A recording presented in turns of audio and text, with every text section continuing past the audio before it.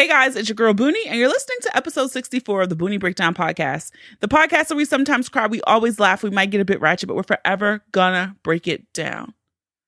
Guys, are you listening? You're listening, right? I am just so excited about today's show.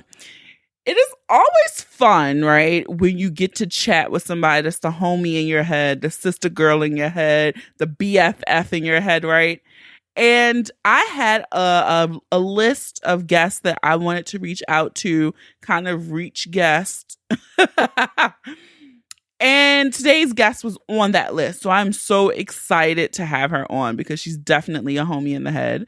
But today's guest is none other than Dr. Tykeia Nicole Robinson, better known as Keia from the Gettin Grown podcast. Like total fangirl moment, okay? And so we have a really, really great conversation in this episode.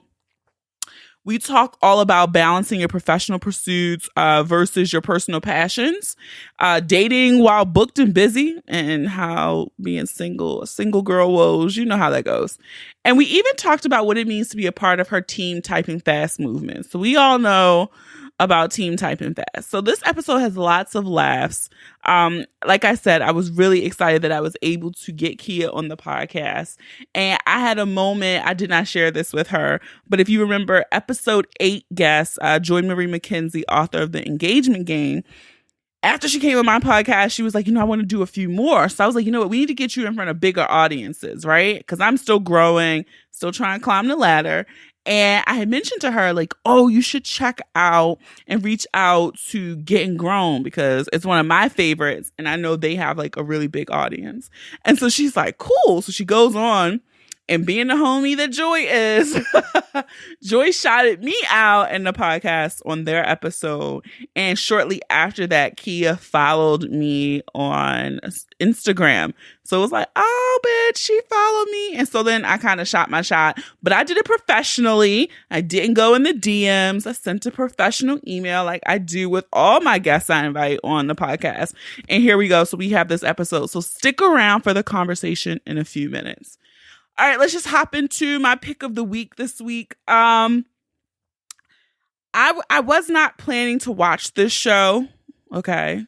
And I've had a lot of free weekends since, Boo thing ain't been here. So I just been getting my shit together, right? And one day I just said, I'm not doing nothing but watching TV. And so last week, I binge Pose on FX, but I also watched Love Is on TV One. And why I wasn't going to watch the show is because I thought it was going to be corny. But kudos to Soramar Barakakil and her husband. They made a really good show. And I don't know, I'm really invested in Nori and Yasir's relationship. And it's so well done. And the soundtrack is really bomb. So I really appreciate the show, and I'm kind of sad that I got into the cycle of watching it weekly because I binged like the first 3 episodes, and I wish I had just binged the show because I don't want to wait weekly to see what happens next, to see if Yasir's broke ass, what he's going to do next to kind of make Nori be like, what the hell? So yeah, I'm invested. It's on TV One. Has anybody else checked it out? Let me know. Send me a DM or tweet me or something. Let me know if you've watched the show and you enjoy it as well. All right, we're going to get into this housekeeping. Guys, thank you for purchasing and continue to purchase the new merch that we have. Again, you can get your Home I Stay, your Responsible and Ratchet tees and tanks over at theboonieBreakdown.com/shop. You can get them all there. And if you follow me on Instagram, I had dropped a coupon code this past week that just is going to expire. But because I love you guys, I know some of you don't do social media. You can save 10% on your orders over $20 or more if you use the code BOONIEPOD. So it's Boonie, P-O-D. The code expires Monday, July 23rd. So go over there, grab your teas. I love the support. Love, love, love. Okay. Also, the feedback from episode 63 with Rita, the NFL chick, was great. You guys know I don't really care for sports. I really don't do them. And so for me to go out of my comfort zone and talk about sports for an hour was what? But Rita was an amazing guest. I think we had a good conversation, and it was framed in a way that I think people who don't enjoy sports still enjoyed the conversation. So I'm going to pat myself on the back, and I appreciate all of you telling me I did a good job because I really was nervous about that episode. Like, talking to someone who's an expert in something that you don't follow deeply and you don't even enjoy. I was a bit nervous about that, but I think the episode turned out really well. Again, you can follow us on Instagram and Facebook, The Boonie Breakdown. You can follow us on Twitter, Boonie Breakdown. And I love when you share the episodes. So use the hashtag The Boonie Breakdown or hashtag PODIN, PODIN. I love the Instagram story images. You guys are funny. And I just really love the feedback. So that's it, guys. So let's get ready to break it down.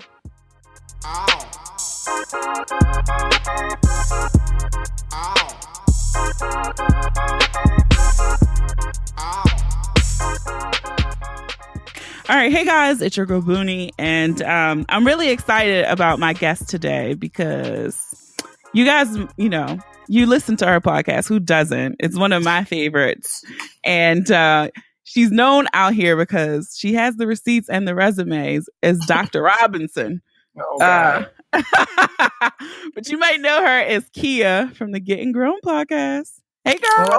What up, good people? Hey. I'm just happy to be a part of the Boonie Breakdown. I'm a big fan, and I'm honored. I'm honored, actually, that you would consider me to be on your program. Look. I just need you to say it one time because I want to say it with you because it's like one of my favorite intros. Praise the Lord, niggas. Praise the Lord, niggas. My Bible clearly says that everything that has breath ought to praise him. So niggas are included. I love it. Niggas breathe. Like, you know what I'm saying? So why not? Unfortunately, they do. I feel like it's different classes of niggas. I feel like that's like a whole different. That could be like a whole podcast episode. It could be a complete episode. There are degrees, and it is. Like you said, there are levels and dimensions of niggerdom, and we should unpack that one day. I think that would make for useful conversation. I totally think it would. I want to get started because, I follow you on Twitter, and you were sharing, one of the things I like to talk about on the podcast are the dating woes of the single girl. My God. And you were talking about, this story was tripping me out, about dating while booked and busy. And the guy asked you out, you're like, pick a date. And he says, tomorrow. You're like, I can't, I'm booked. And he took offense because you pulled out your calendar. He took personal, he got in his bag. He got out of his seat and got into his bag about it. So, this is not someone who I've, met in person. This is someone who I've met on that dreadful dating app that my friends insist that I participate in. That's a whole nother conversation. Which app though? This is Tinder. Because, Tinder. Okay. I have had several bouts with the Tinder. But this is my, I'm endeavoring to be open. I've gotten all kinds of feedback from people that I love and respect, telling me that, there are certain aspects of my life that are closed. Okay.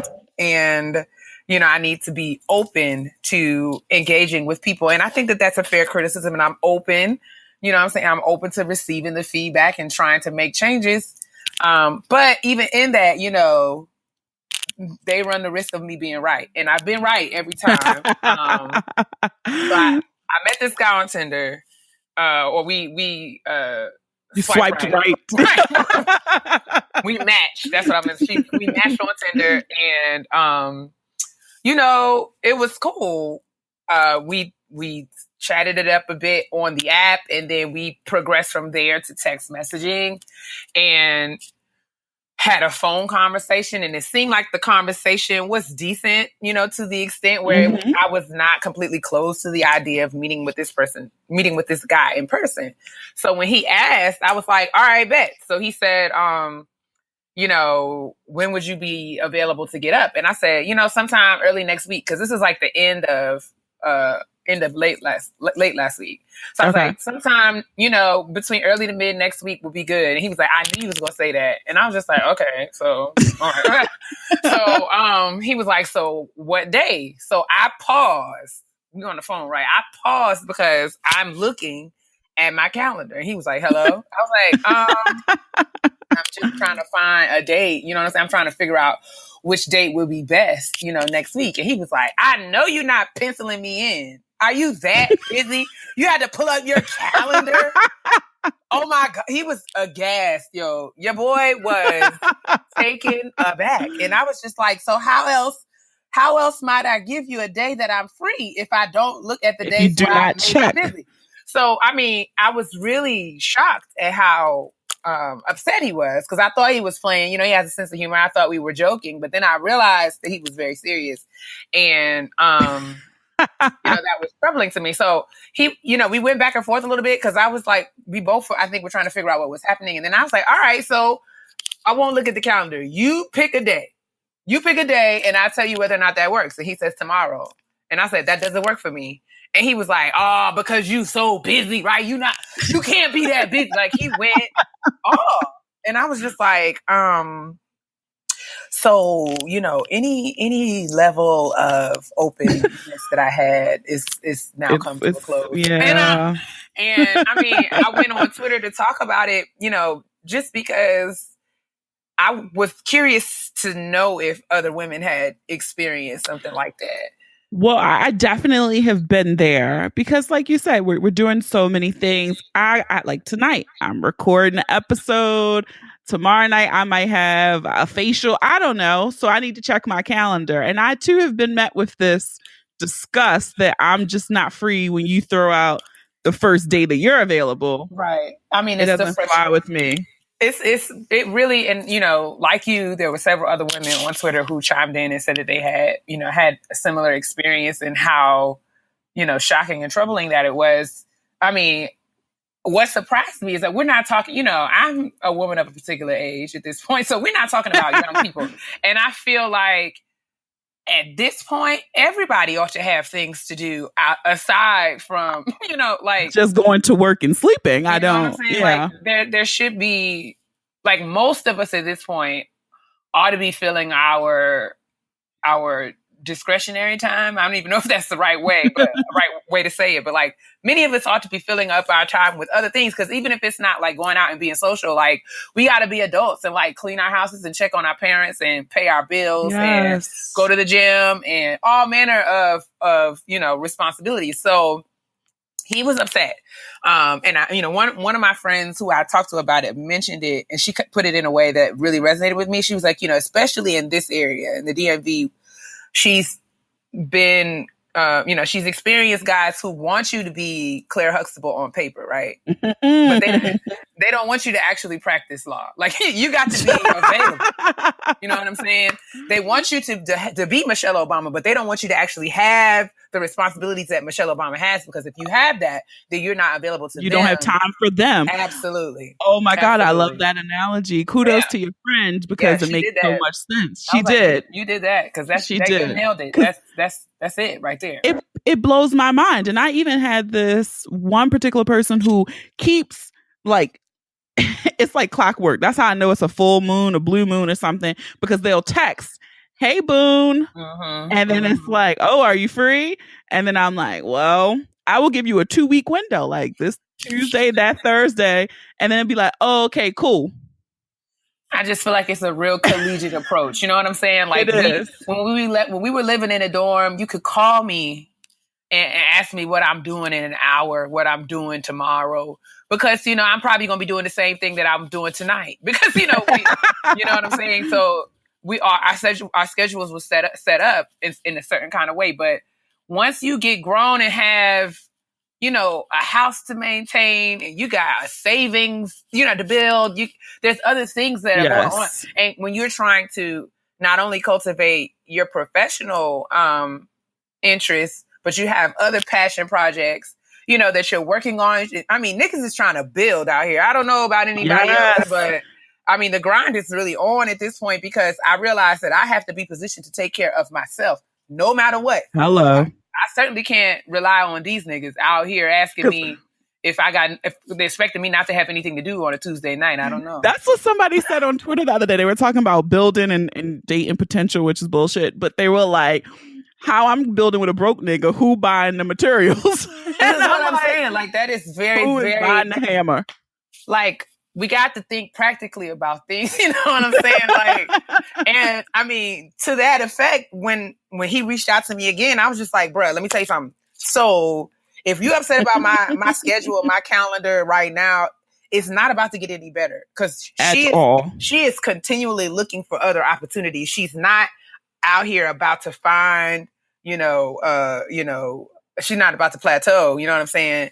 I want my equilibrium to be such that I'm building constantly because that's what it's all about. You know what I'm saying? Because that's what adults do. That's my understanding of that's what it means to be a grown person in this day and age, as the millennial in this day and age. Like, nobody has one job.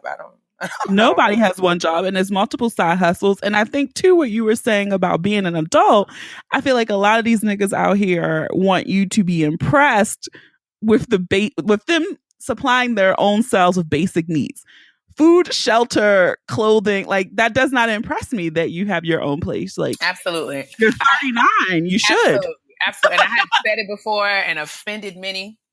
But I just feel like my mama used to tell me when I would come home with good grades and expect some sort of reward, she would say, you don't get a parade for doing what you're supposed to do. What you're supposed to do. You are supposed to be able to take care of yourself. You are supposed to have a career.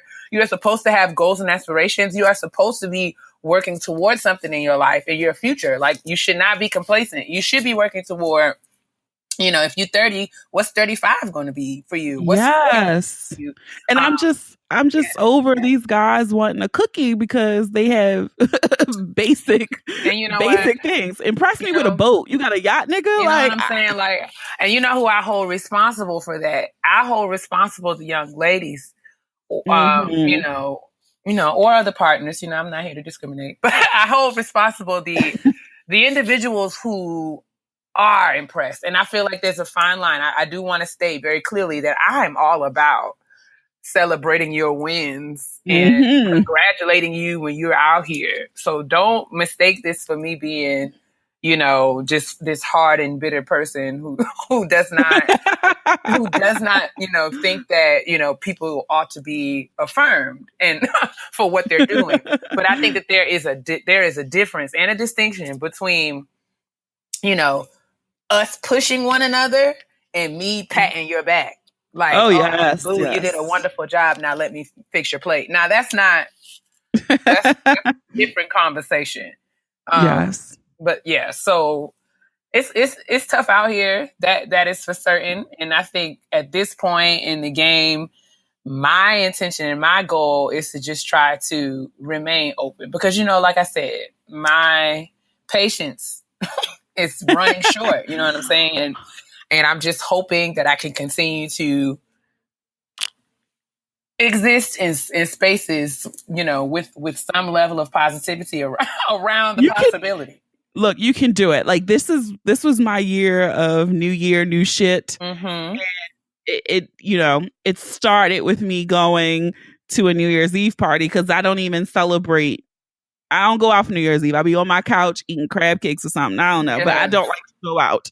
But this year I went out and I met someone and it's been continuing. Nice. This is my year of new things, new shit. So exciting.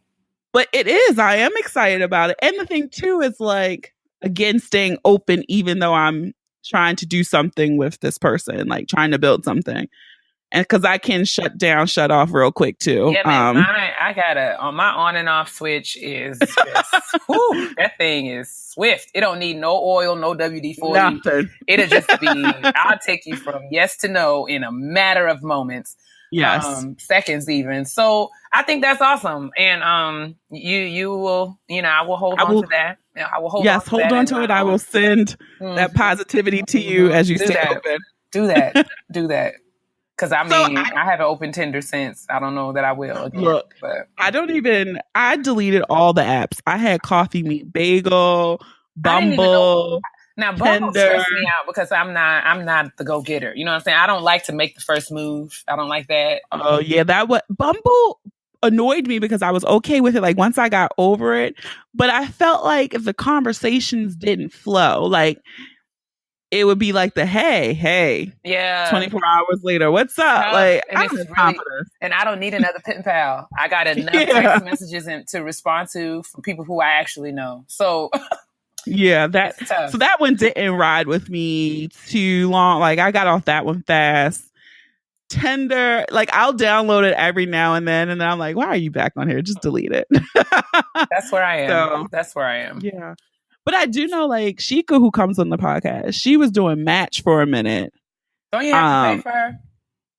I think she did like a 6 months. She was making the commitment to herself. I think that's what she said.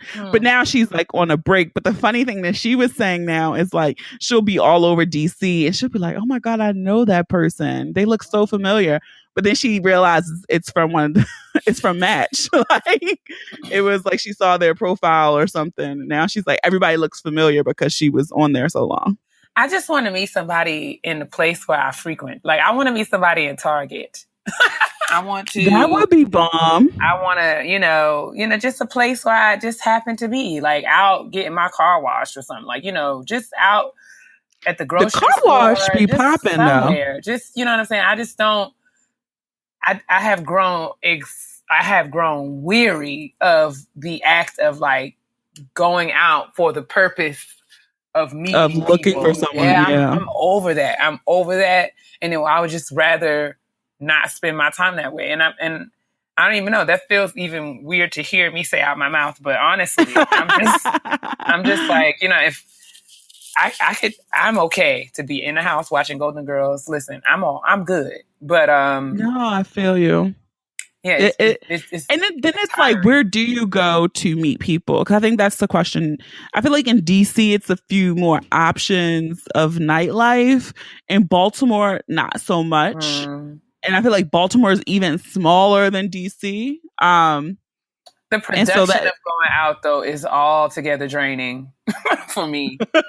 I mean, the whole act, to get dressed, you got to, But you do a nice beat, too. Yeah, all that takes time. Then you got to go out and you got to find a parking space. You got to deal with all of that. You got to send a prayer for parking. Listen, I mean, you got to have a full conversation with the Lord. And you don't start right when you get to your location. You got to start talking to Him as you're leaving your house. Now, Lord, you know that I need a parking space. I don't drive around the block 74 times. Please. But yeah. I don't want to pay valet. Like, yeah, you got to break it down. You have to really be explicit and specific in your prayers. Otherwise, you will be out here. And I have gotten all gussied up to go out and gotten so frustrated with parking that I didn't even go in. Like, I was just like, I'm not going to I'm just going to go home. Like, I just can't. I can't.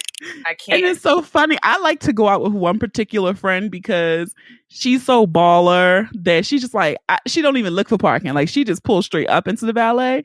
So I'd be like, oh, you want to drive, girl? Because you got it. You got money. Yeah. That's what's up. She just goes straight to the valet, and I like it. Like, I can't do that. Even if I do have the money, like, I feel like I still have to put in at least 2 laps around the block before I give in. Yeah. But she pulls straight up, and I'm like, maybe one day I'll have that life. One day. We all have goals we're working towards. There we go. Okay, so I do want to move into a different topic. Okay. I got this question from somebody who said they love you. They said, hey, Keia girl. Hey. But they wanted to know how you personally, with your extensive academic career and your professional work, how do you balance the things that you want to do professionally with your personal pursuits, like the podcast, etc.? I think that I have to preface this response by saying that I am actively learning balance. I don't think that it is something that I have mastered by any means or stretch of the imagination. I feel like you have to learn how to how to do it. And it's going to be different for every person. So I don't know if there are, certain things or, key behaviors or things that you can, best practices even, for doing this kind of work. I think for me, one of the things that has been helpful is that I feel like there is great synergy in my academic and professional work and between my academic and professional work and, the work that we do through Getting Grown and even in kind of cultivating Team Type and Fast. So, I am a researcher of higher education, and my research has really focused on understanding process and understanding process for the purpose of improving practice. So at work, I get to think critically and extensively about the ways that we go about doing the things we do in order to reach the outcomes that we want or not reach the outcomes that we want. So in that whole, effective practices space, I think that aligns very well with what we do on Getting Grown in terms of thinking about how we navigate the processes of being an adult. And Team Type and Fast really dovetails really nicely in terms of, as a graduate student, my friends and I would often develop these little teams and subsets of, accountability where we would, and oftentimes we would do it in person, but many more times we would do it even remotely, where we would keep in contact with one another, check in with one another, find out what's going on, set accountability goals, hold each other to those goals, even on a day-to-day basis. So like, my friend Candace was one of my really close friends throughout my doctoral training. And she and I, through coursework, through the dissertation phase, we would oftentimes set daily goals and hold each other accountable via GChat. And that kind of support is really what pushed me through my program and my different job experiences that I've had. And that's really what I'm trying to do with Team Type and Fast, is just cultivate a community of practice, or as a community of people who all, convene around practice, the work of the process. We're out here working on our respective projects and working toward our respective goals together and holding each other accountable in ways, that push us all forward. So kind of like Black Girls Run, like Black Girls Run. Okay, gotcha. I'm trying to make Team Type and Fast like a Black Girls Run for women who are out here working on books and trying to build brands and businesses and are trying to get through grad school, or trying to propose businesses and, get grants and get funding and open up all kinds of stores and all kinds of things. Cause I feel like I love it. Yeah. We get really, I'm sorry. No, I was gonna say, are you gonna have any more events? I know you had the one like late last year. Yeah, are you gonna do more? That's one I'm working on. I'm actually working on doing one in New York. I'm hoping to have that late this summer. And I'm working on teamtypeandfast.com. Hopefully that will launch around that time as well.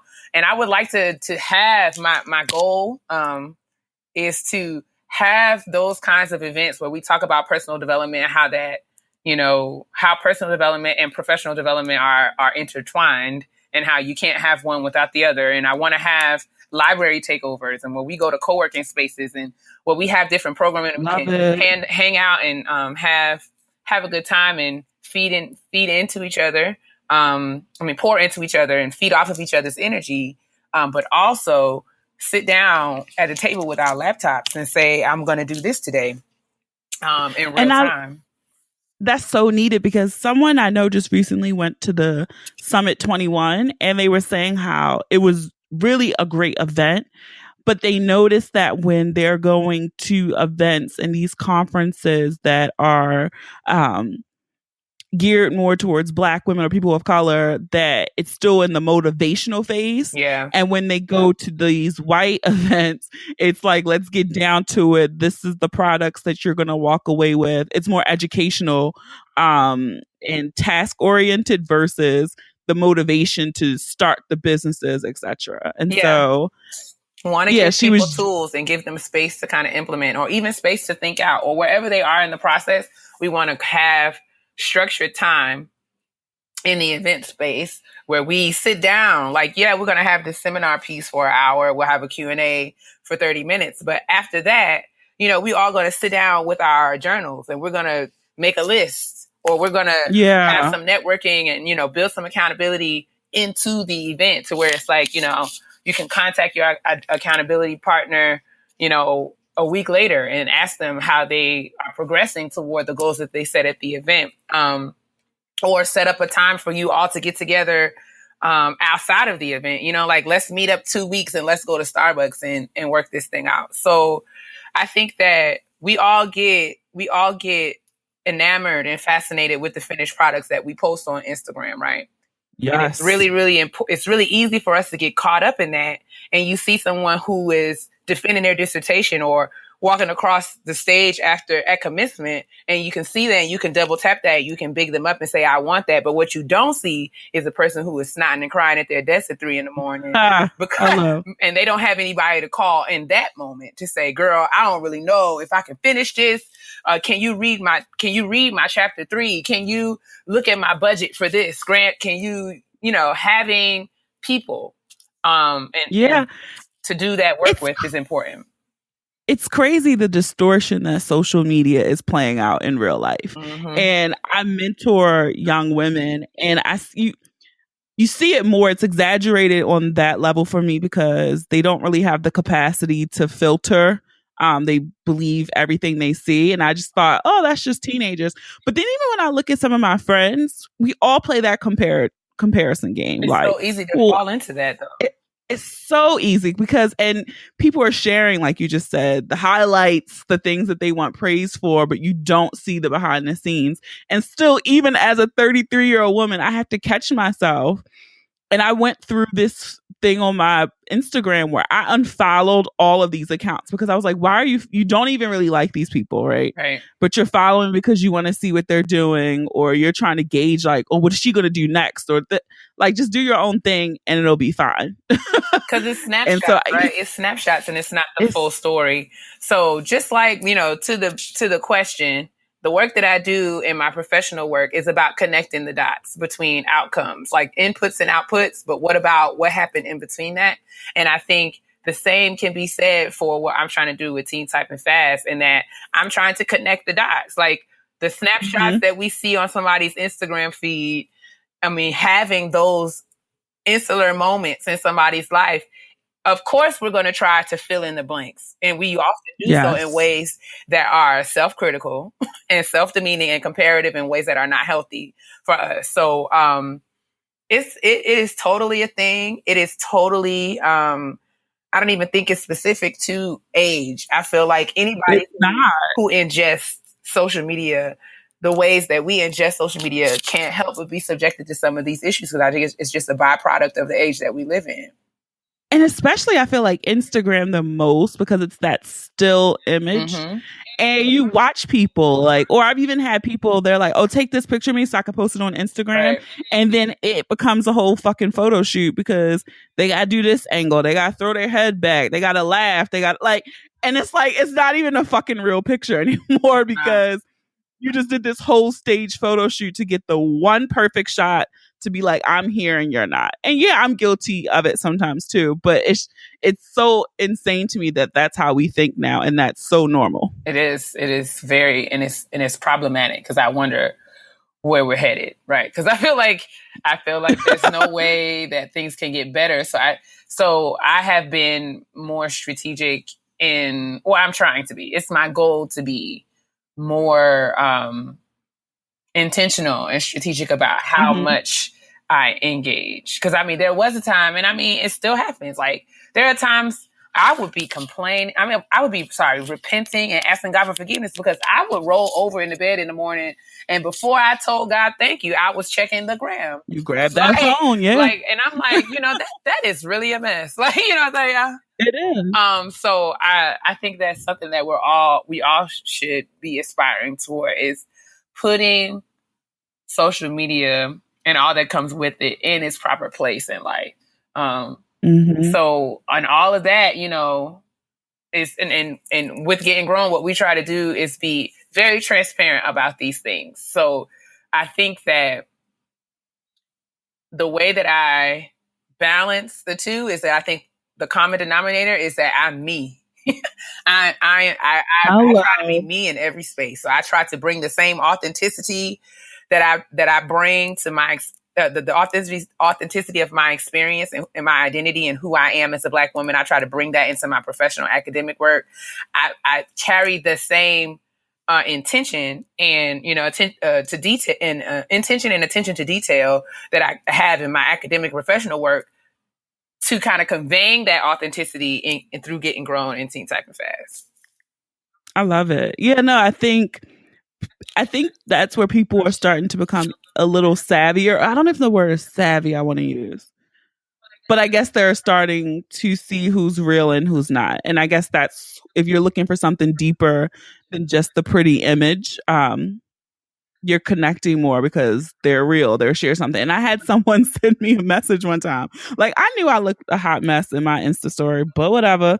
And they were like, you really post on Insta Snap in your glasses and no makeup with your hair looking a mess. And at first I was taken aback by the message. Like, damn, she had to say, like, I knew that, but it was funny to me, like, it stood out in her whole feed that she went back to address, girl, you look busted in your fucking Insta Snap and you still posted it. Right. I don't know.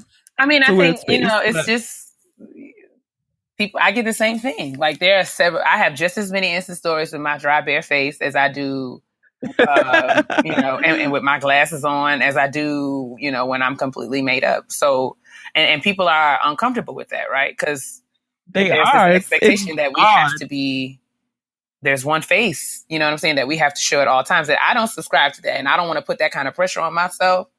Oh, hell because no. I think that level of, you know, reality, you got to keep that, right? Because otherwise you'd be swept away in this, you know, contrived and I never imagery that you know, this image. And I don't want to be an image. And I never want to be one of those people that when people see me in real life, they're like, oh, that's what you look like. Exactly. Yeah, I don't want to be that person because 90, maybe 85% of the time you see me out in the streets, I'm probably going to be barefaced. So, yeah, that's real life. But social media, I want to get to the point, like you said, stretching and working on a goal where I can walk away from it every weekend.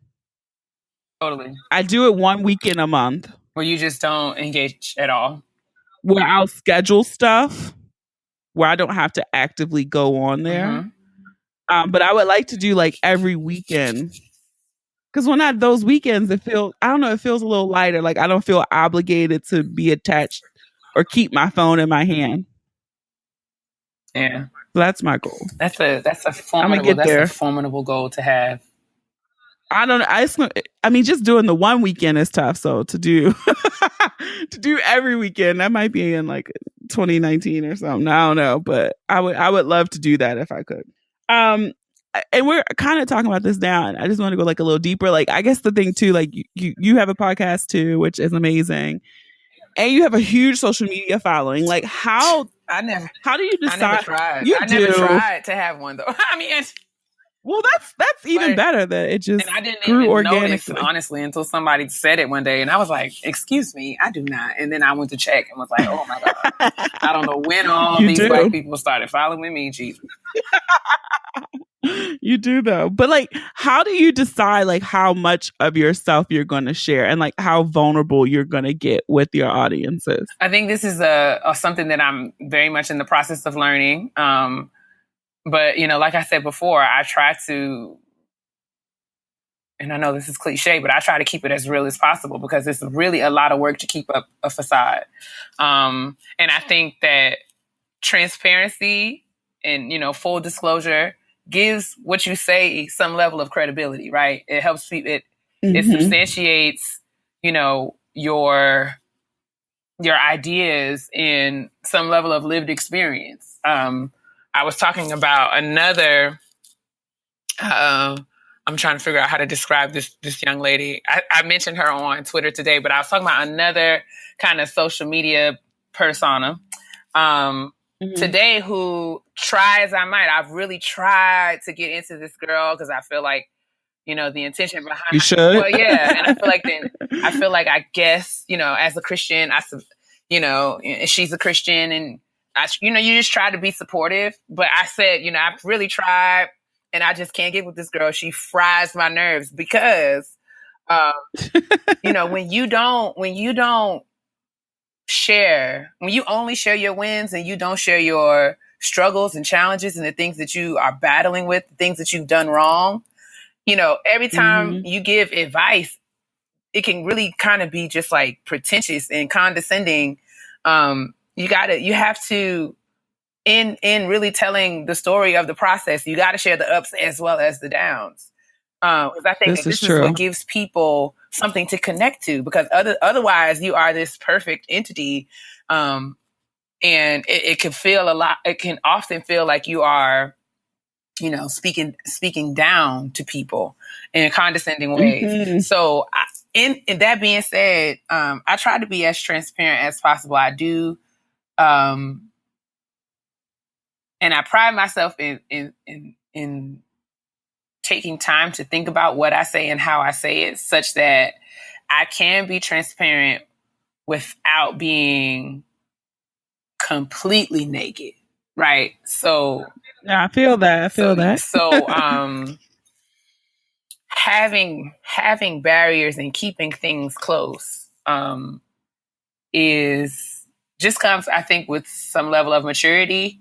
And there was a time where, you know, I overshared and lessons, you know, I learned lessons as a result of that oversharing and have since, you know, changed the way that I go about things. So it's not, and like I said, it's not something that I feel like I've gotten right, because I'm sure I say all the time. I was telling my friend Leonard the other day, like, remind me to stop asking Twitter questions because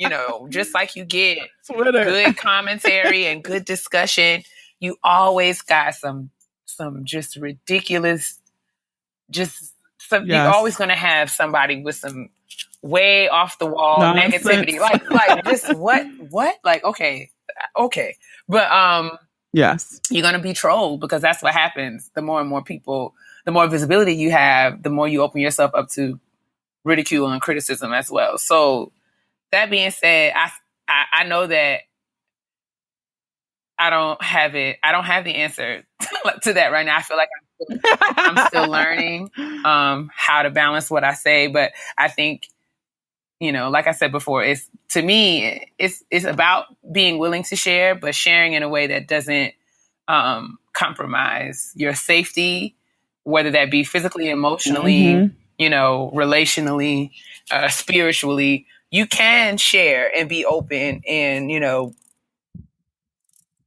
talk and speak your heart and mind without telling absolutely everything. Everything. Yeah. Yes. And I think that is the balance, because I've opened up and shared things on the podcast too, and I even dropped some tears when I wasn't even planning to, but I mean, the shit happened.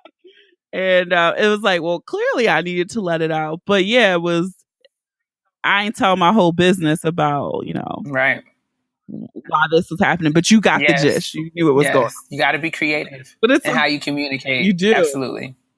You do. And I guess the next thing too is kind of like, you know, you're growing multiple brands, and how do you deal with the people who've been in your life or people who've entered your life, you know, recently, and they be like, girl, you changed. Why you changing? You getting cute on this now because Getting Grown is popping. Thankfully, that has not been like a common thing, I think. But I honestly feel like before Getting Grown, I experienced it in the form of just kind of like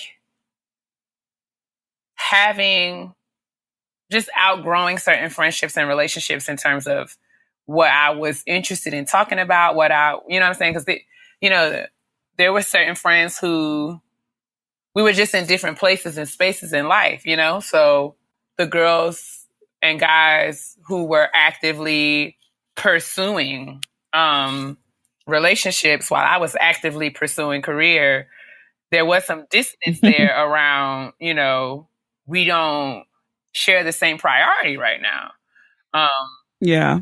And it wasn't like a permanent thing, because there's cycles in life, right? Because there's been times where I've been in a relationship and been actively pursuing a relationship, but it's just, you come to different phases in life in different times and different in different ways than people that you're in relationship with, and you have to work through that.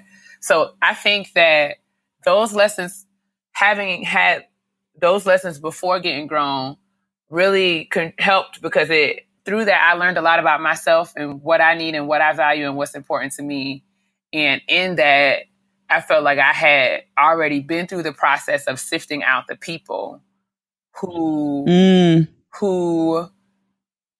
were, friends and associates out of situational kind of context, right? So like the people who ride for you are going to want to see you level up, right? So it's never a question of like, oh, you changed. It's like, oh, we all out here trying to change, right? Because don't nobody want to be raggedy forever. Like, you know what I'm saying? Like we was raggedy at 22, but we now 32, or we're 34, 35. Like we can't still be talking about the same things we were talking about 10, 12 years ago. So yeah. I wish while you're talking, I feel like Willow on Red Table Talk. I'm like sitting here nodding. Because Willow is like, so like, she is like 98 years old and I just love her so much. She's like, it's like all the emotion is on her face, like, and she's grabbing her chest, like, yes, I do. I just watched one before we started recording this week's too, but absolutely, I think, thankfully, I feel like God and I had been through a process. I had done a level of work on myself and really identifying, because unfortunately, and I can admit that at different times in my life, I was very consumed with pleasing other people and being the Keia that other people wanted me to be and needed me to be, because I thought that validated me and that affirmed me and that I had to do that in order to keep people around me. But it was when I learned, that I have to and should be, and I'm required to be my authentic, true self in every space. And that there were some people that were not really going to kick it with real life Keia. Like they liked Keia that complimented them. But when Keia kind of stepped into Keia, right? It changed things. And that's fair, right? It is, because it's like while you're growing and changing, I think I said this before, like your growth a little bit activates their fear, because it's going to change how they operate with you as well. And it's going to change their familiarity with you as how you were. You aren't going to be, in some sense, the same person that they've always dealt with. I used to be go along to get along Keia, right? So if I really didn't want to go to the club, but the move was to go to the club and everybody was going to the club, I would go because I didn't want to rock the boat, right? But now I'm going to be like, listen, y'all, I'll see y'all. And, there are people who are like, girl, I get it. And then there are other people who are like, you'll never want to go out with us. Oh my God. Like they just like, so, yes. So, I think that, and I don't fault them. I take responsibility for myself and my actions. I know that I had to do a level of growing to be okay with that. And then not to take that personally, because that's a reflection of me, not them. So I think, thankfully, before getting grown, I think God took me through a lot of processes where I was able to get clear about who I am and what I want. And having that clarity helped me to connect with the people who share that clarity. And, relationships that really complement each other, like in the long term. And like people who, compliment your change and big you up for your change and evolution. Like, yes, girl, you like, what I'm saying? Like that's the kind of people that I want to remain around. So, it does happen. People question you, and question your growth. And it's tough. Like, that's totally tough. But I think what has been key for me is really remaining attuned to and intact with like myself, and like not really faulting other people, but what can I take away from this? How can I continue to grow and be better? And how can I learn to remain true to that growth and receive criticism when you need it? Because I'm not saying that, you know, I'm a flawless friend. You know what I'm saying? There are times where I've had to check myself, like, girl, you can go to dinner. Like, I know you want to go. So there are times where you check yourself, but there are also times where you have to be clear about, you know, I guess what I'm saying is I always be willing to turn it back on you. And, you know, people are going to feel how they feel. And it really doesn't matter. At the end of the day, it's like, all right, so they feel like I've leveled up. They feel like I've changed. Am I going to try to make them feel better? Like, is that my job? Or am I going to, you know, take this as like, you know, positive reinforcement for me moving toward the me that I'm trying to be? Wow. I think that's a good note to end on. But before we go, I hope that I don't sound shady and mean. That's not what I want. You know, truth is truth. No, but I feel like we got to have there's got to be like a line, a boundary. Like, that's what adulting is all about. Like, a boundary. I'm not going to let you drag me along. You know what I'm saying? I'm not here. I love you and I care about you, and I'm sorry that you feel that way. I'm not intentionally trying to make you feel that way, but if there's not anything that we can do to come to a mutual resolve, I don't know how else. What else is there to be done? You know what I'm saying? So, yeah. Well, before we wrap up, I like to do something called the breakdown. And I'm just going to say one word, and you say the first thing that comes to mind. It could be a word, it could be a phrase, it could be that could be it. I'm trying not to be afraid of this, but here we go. Let's do it. Look, we didn't even go ratchet. It's not even ratchet. Okay. The first one is transparency. It's a requirement. Collaboration. It is something that we should not be afraid of. Getting grown. I'm proud of getting grown.